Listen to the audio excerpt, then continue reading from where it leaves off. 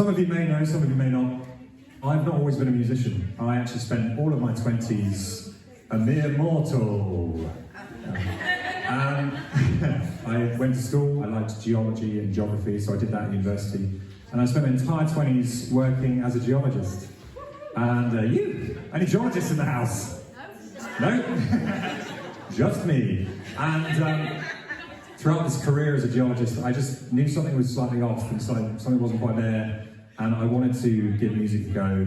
And I'm very, very glad that I had the courage to give music a proper go and give it the go it's deserved. And to be honest, thank you. If somebody had said to me 8 years ago that I'd be doing this with these guys in front of you tonight with people dancing, I wouldn't have believed them. Honestly, amazing things happen when you step into a positive world that you want to walk down. I left my career when I was 32, I'm now 39, and when I first started doing music, I thought, well, there's no way of making money from it, because nobody knows me. So I'm just going to go to places I love being and play music, and at least then I'm somewhere I love being. And one of those places was croydebay. So I came down, thank you, another round of applause for croydebay, please.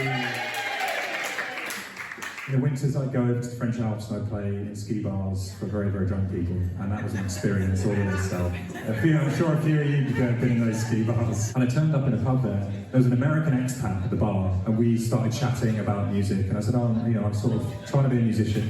And he said, I do a music night here on a Tuesday, so come on down and play music with me. I went down and played music with him, and he was like the first person after I left my career that said, you're actually not bad at this, and I think this is something you should really lean into, and I really needed to hear that. I think for me, one of the important things about this story is don't ever underestimate what your words can do for somebody who's in a transition going into something new.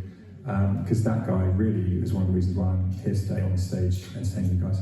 Very tragically though, and this is where it gets a little bit sad, Frank, who was also a musician, had a stroke on stage in that ski bar 2 years after I left the Alps, and he died on the way to the hospital. So I wrote a song about Frank. And what I'm going to do is, I'm going to come down and we're going to do it acoustic. I'm going to play for all you lovely people. So if you guys in the back would like to step forward so you can hear me, we'll do this acoustic. How about that? Here we go.